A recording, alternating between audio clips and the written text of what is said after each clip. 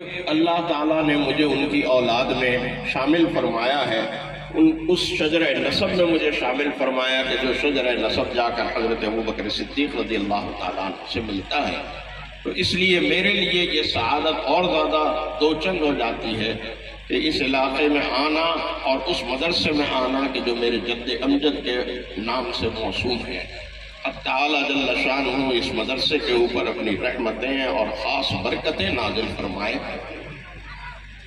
اس لیے کہ یہ قرآن کا مدرسہ ہے، اور آج وہ بچے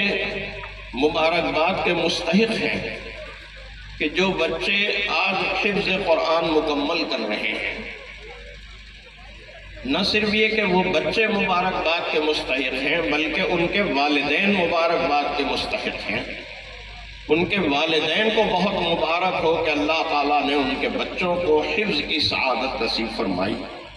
ان کے اساتذہ مبارکباد کے مستحق ہیں کہ جن اساتذہ سے پڑھ کر انہیں اللہ تعالیٰ نے حفظ کی یہ دولت نصیب فرمائی۔ وہ اساتذہ بہت مبارک ہیں، وہ ادارہ بہت مبارک ہے،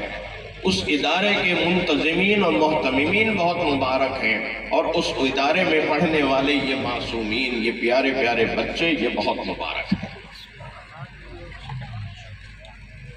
اور والدین کے حوالے سے تو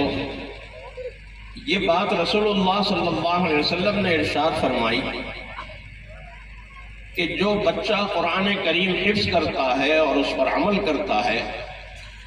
اللہ تعالیٰ اس کے والدین کو ایک تاج پہنائیں گے،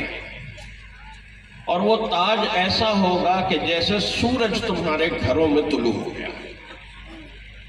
وہ تاج اتنا روشن ہوگا کہ جیسے سورج تمہارے گھروں میں